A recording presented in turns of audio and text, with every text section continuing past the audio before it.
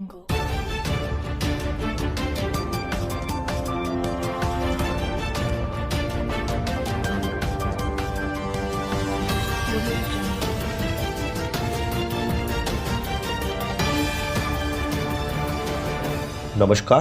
उज्जवल Bharat news में आपका स्वागत है। नमस्कार, हमारी संवाददाता श्रीमा भट्टाचार्य से प्राप्त माहिती के आधार पर कल विश्व योग दिन है। दक्षिण गुजरात का वलसाड़ शहर आज पारडी तालुका के स्वाध्याय मंडल में योगा शिविर का प्रोटोकॉल का आयोजन किया गया।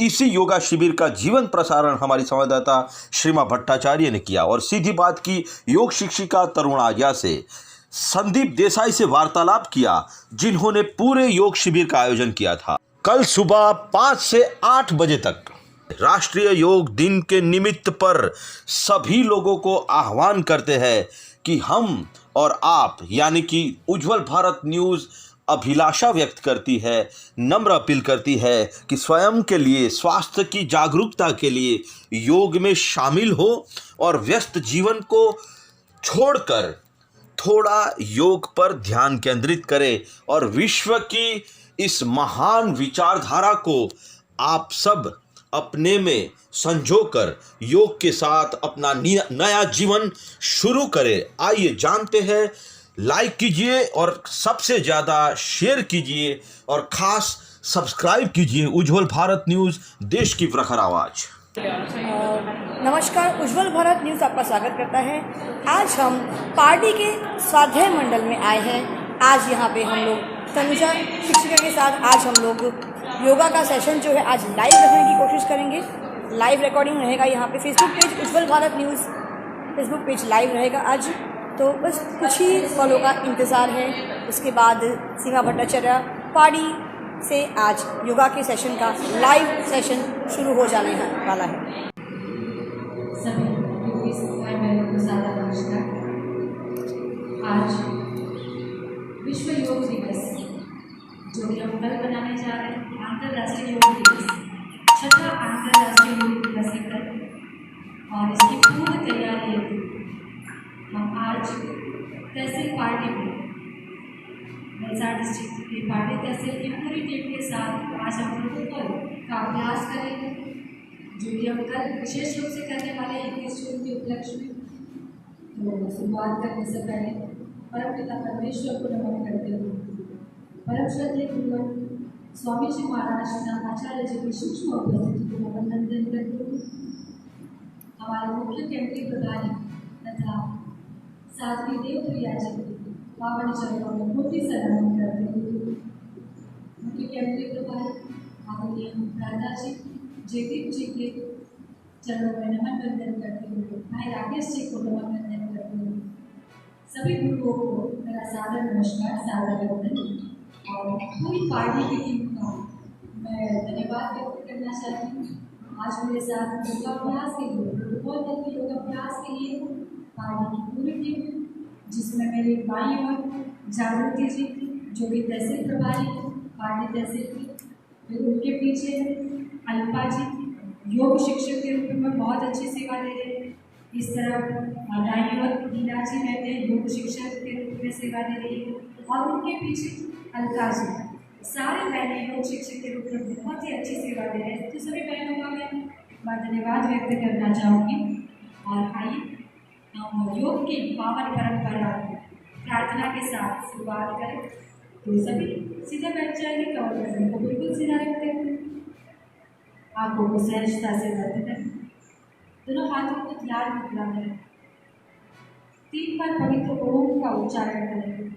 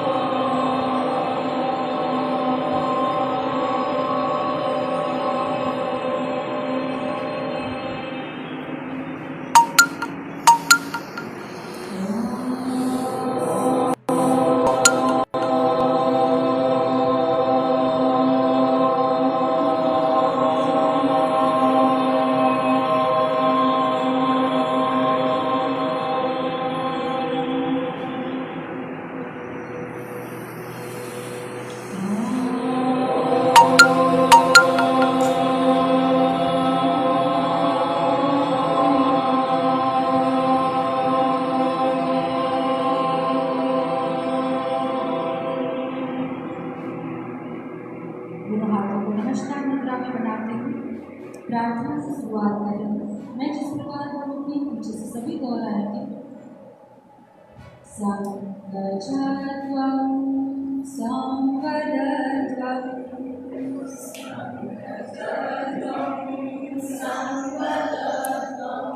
संवो मनांसि जानना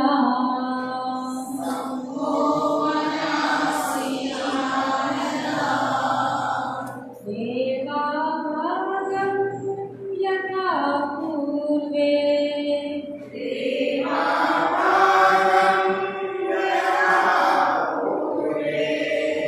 संजनाना उपासते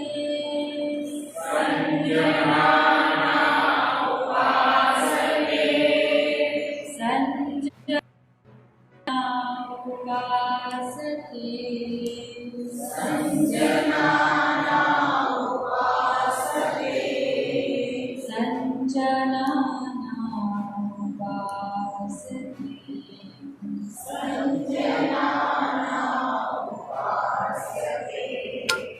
अर्थात हम सभी प्रेम से मिलकर चले, मिलकर बोले और सभी ज्ञानी बने।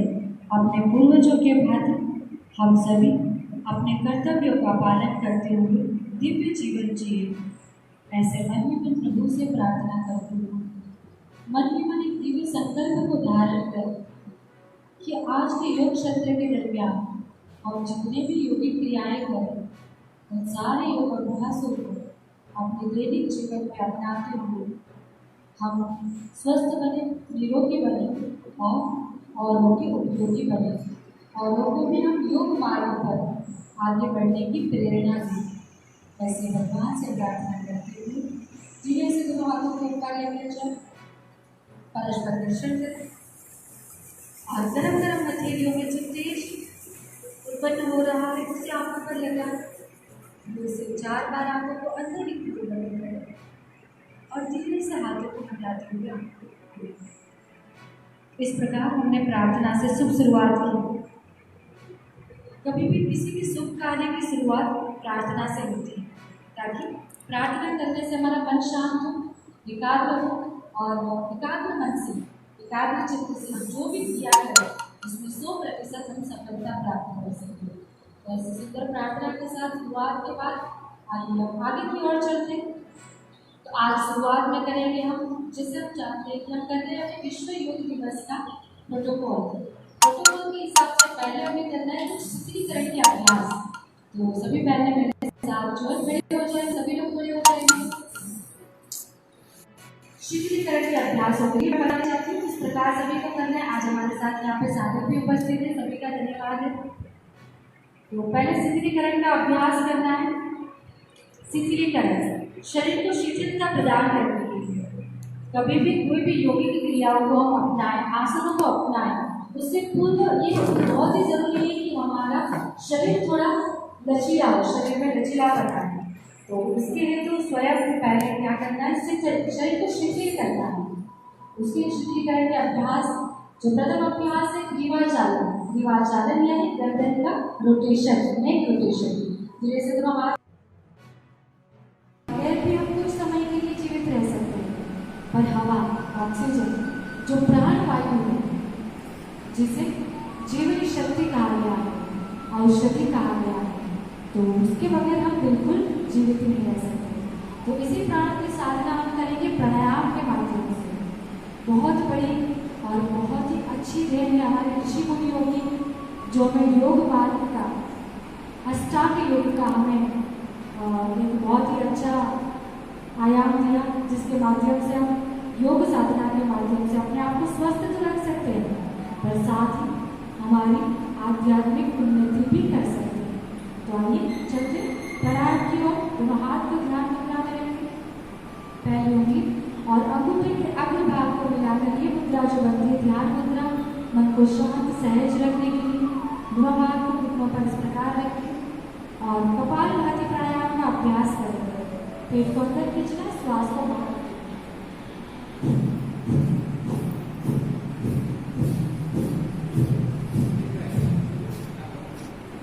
इस प्रकार पेट को अंदर लीजिए और श्वास को बाहर लें। लगातार करते रहेंगे। कपालभाति के कम से कम 20 राउंड करें, 20 बार अभ्यास करें।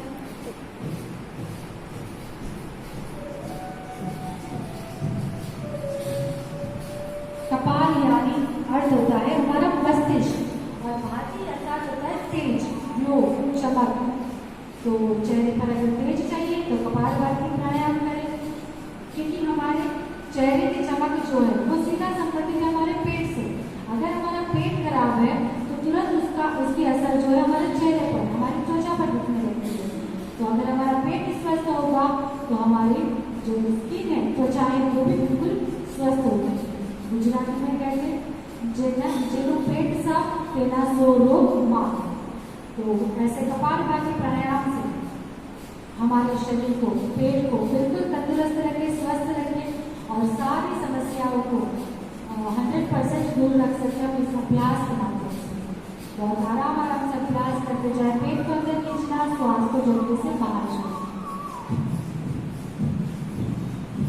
कुछ नियमों का पालन अवश्य करना पड़ेगा जब आप कपालभाति करेंगे। पहले तो भोजन के 5 घंटे, 4 से 5 घंटे के बाद इस अभ्यास को करें। कहीं कोई ऑपरेशन आगे हुआ है, कोई शल्य क्रिया हुई है शरीर की, स्पेशली कोई मेजर ऑपरेट हुआ है, तो आप 6 माह तक ना करें। छोटी सर्जरी होगी तो आप आराम से कर सकते हैं। और माताओं बहनों को 5 कठिन दिवसों के दरमियान नहीं करना और प्रेगनेंसी के दरमियान नहीं करना इस अभ्यास को, कपालभाति को, ताकि अन्य क्रियाएं वो आराम से अवश्य कर सकते हैं।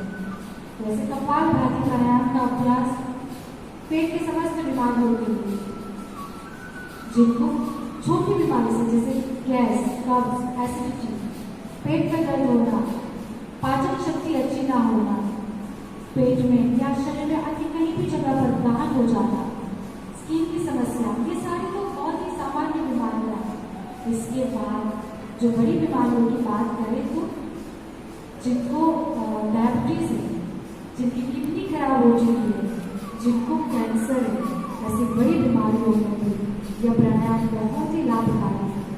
अवश्य जिनको कोई परेशानी है वे तो करें ही करें, जिनको कोई प्रॉब्लम नहीं, कोई समस्या नहीं, वे भी इस प्राणायाम को अपनाएं और अपने आप को पूर्ण रूप से स्वस्थ रखें। कुछ देर के लिए विश्राम करें, रिलैक्स हो जाए।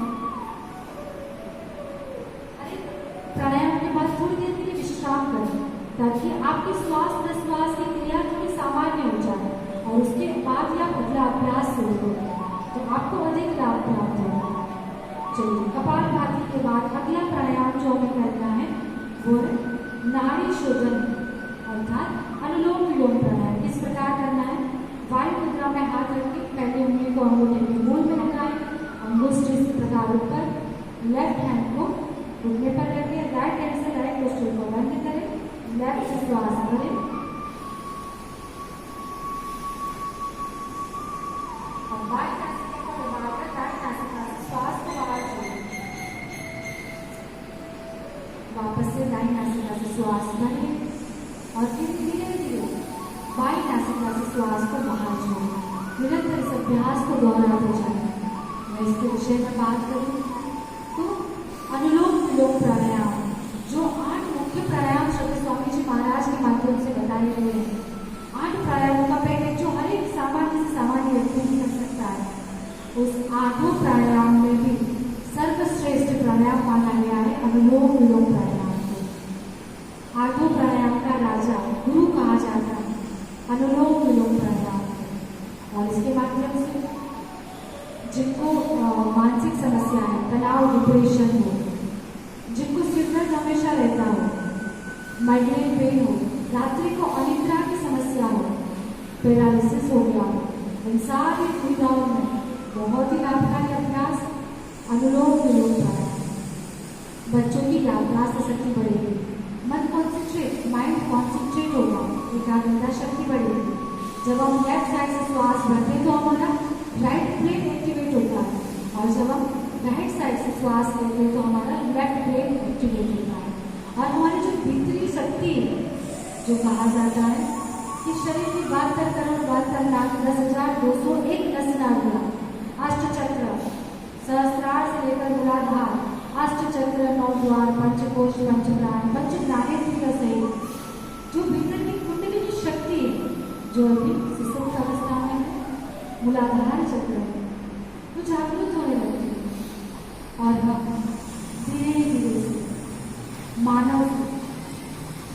महामानव की यात्रा की तरफ अग्रसर होते हैं। इस प्राणायाम के अभ्यास के माध्यम से हम शारीरिक व्याधियों से तो दूर रहेंगे। शारीरिक व्याधि तरह मिटेगी हमारी, वो तो गौण लाभ है प्राणायाम का, किंतु मुख्य लाभ जो है प्रभु की प्राप्ति, आध्यात्मिक उन्नति प्राप्त कर पाएंगे प्राणायाम के माध्यम से, प्राणों की साधना से। तो इस प्रकार सारे प्राणायामों को अपनाते हुए अपने दैनिक जीवन में योग को अपनाते हुए निश्चित रूप से हम मानव से महामानव और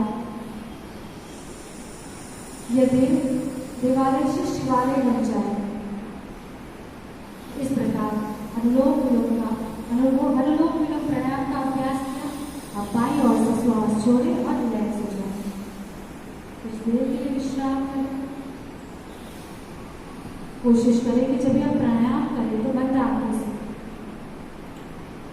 मन को बिल्कुल एकाग्र करते हुए अभ्यास करें, उससे अधिक लाभ प्राप्त होगा। अब अभ्यास करेंगे अगला शीतली प्राणायाम। शीतली प्राणायाम जीवा को बाहर निकाल के उसको ट्यूब की तरफ फोल्ड करें, फिर जीवा के माध्यम से आपको श्वास भीतर की तरफ खींचना है।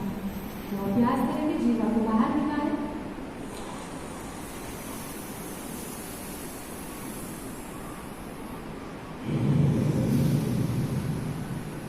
और एक बार अभ्यास।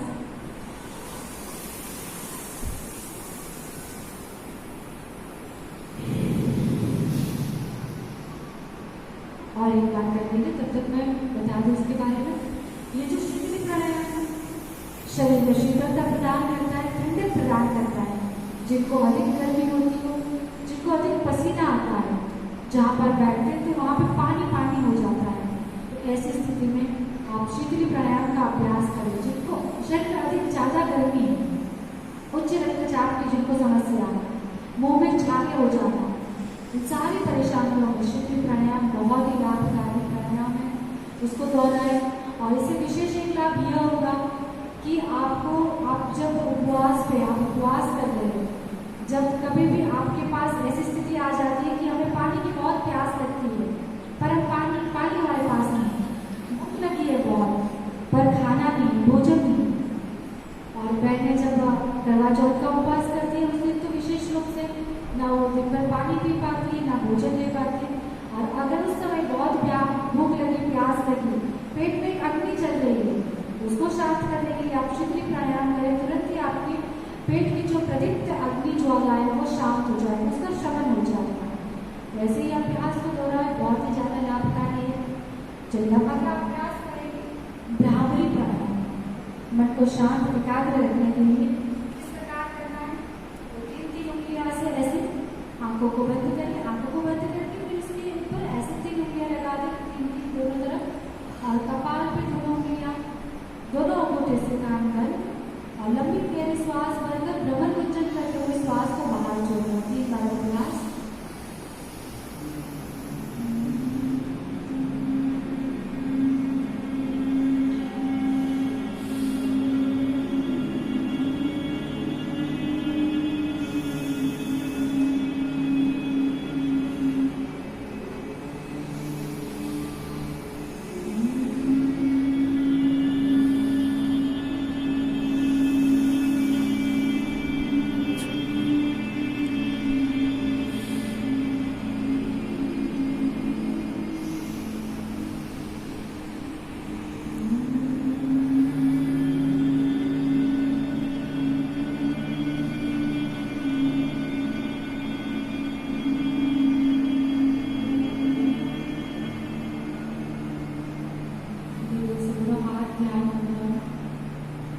कुछ देर के लिए बंद रखें और कुछ देर के लिए प्रणव का ध्यान है। सतत मन में ओम का चिंतन चलता है, मन में मन प्रभु का स्मरण करें, प्रभु के बीच नाम ओम का स्मरण करें। आती जाती प्रत्येक श्वास के साथ पवित्र ओम शब्द का स्मरण करें। कमर की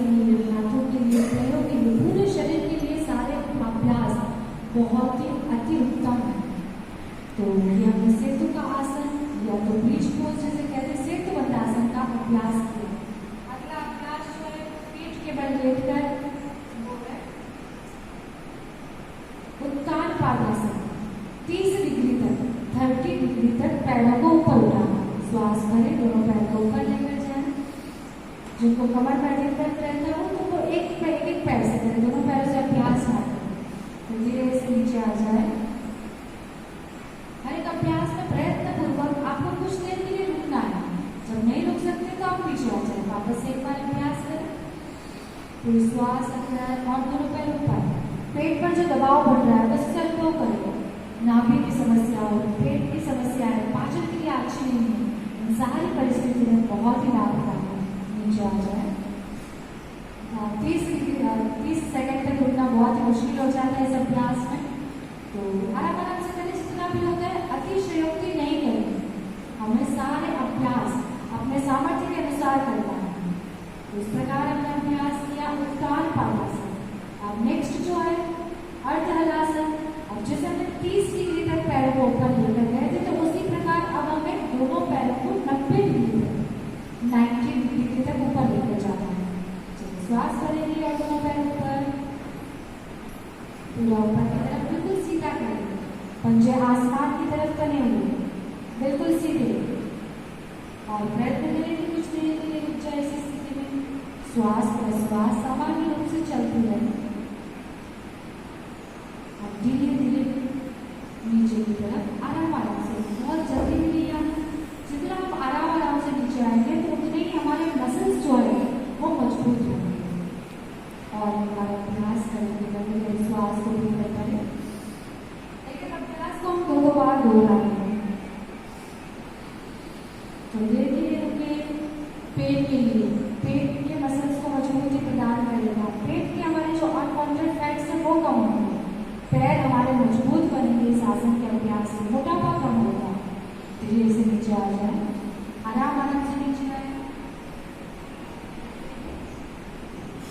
अर्ध हलासन।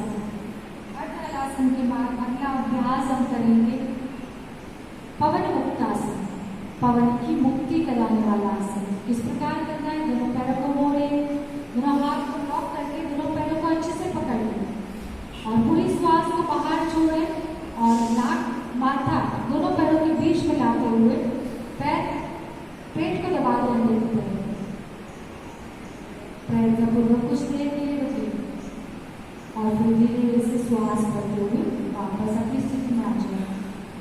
जिनको कमर दर्द की समस्या है तो वे गर्दन ना उठाए, वो गर्दन को नीचे करके और पेट से पेट को दबाने का प्रयास करें। और एक बार अभ्यास करें। पूरी श्वास को बाहर छोड़ दें, पैरों को अच्छे से पकड़ लें और पेट को दबाते हुए माथा दोनों पैरों के बीच में रिलैक्स हो जाए, विश्राम। तो इस प्रकार हमने कुछ आसनों के अभ्यास किए। पीठ के बल लेटकर आप दोनों पैरों को थोड़ा खोल दें और विश्राम की स्थिति में कुछ देर के लिए शवासन में लेट जाए। पैरों के बीच में आसना बना दें और कुछ देर के लिए बिल्कुल विश्राम। श्वास प्रश्वास की गति को महसूस करूँ। व्यक्त करती हूँ आज हमारे बीच उज्ज्वल भारत, जो देश की प्रखर आवाज़ न्यूज़ चैनल जो चलाते हैं, बहुत ही ऊर्जावान बहन है सीमा भट्टाचार्य जी, और बहुत ही अच्छा कार्य कर रहे हैं। पिछले 2 महीनों से अपने चैनल को शुरू किया है, पर बहुत ही ऊर्जा के साथ लगी हुई है अपनी बहन। उनको भी बहुत शुभकामनाएं और उनका भी बहुत धन्यवाद व्यक्त करती हूँ। आप सभी का बहुत बहुत धन्यवाद, पूरी पार्टी की टीम का हृदयपूर्वक धन्यवाद। नमस्कार, उज्ज्वल भारत न्यूज़ में स्वागत है। आइए बात करते हैं योग शिक्षिका से, तनुजा आर्य जी से। वो क्या कह रही है इस संदर्भ में? बस एक ही सबसे बात करना चाहूँगी कि आइए कल ऐसा हम दिवस मनाएं कि ये कोरोना महामारी जो है, जो पूरे विश्व में छाई हुई है, बिल्कुल, तो उस पर विजय प्राप्त करते हुए बस हम योग को अपनाएं और पूर्णता से, समग्रता से हम योग की शरण में जाएं, आयुर्वेद की शरण में जाएं। थैंक यू, शुक्रिया। आइए हम बात करते हैं संदीप देसाई जी से। नमस्कार। आप जिस तरह से आज हमने योग देखा, आपकी अभिप्राय क्या है योग के लिए? आप क्या सोचते हो योग के बारे में? कोरोना के संदर्भ में थोड़ा सोशल डिस्टेंसिंग और जी प्रोटोकॉल का ध्यान रखते हुए जी तो तनुजा जी जो प्रयास कर रही है जी उनके साथ हम सब जुड़े हैं जी और आपका जो चैनल हमें जो एक्सपोजर दे रहा है जी। उसके लिए हम आपके शुक्रगुजार हैं।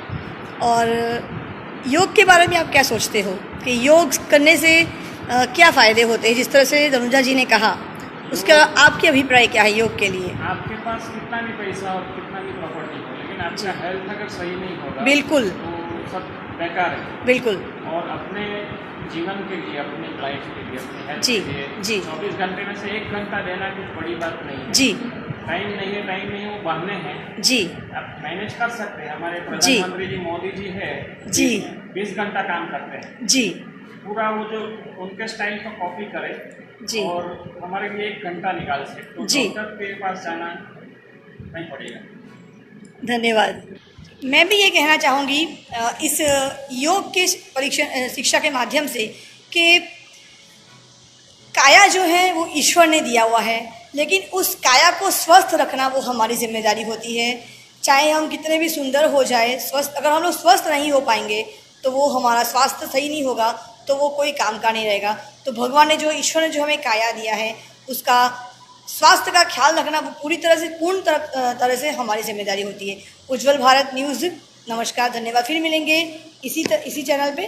तब तक के लिए मुझे आज्ञा दीजिए। सीमा भट्टाचार्य, नमस्कार। देश की प्रखर आवाज़, धन्यवाद।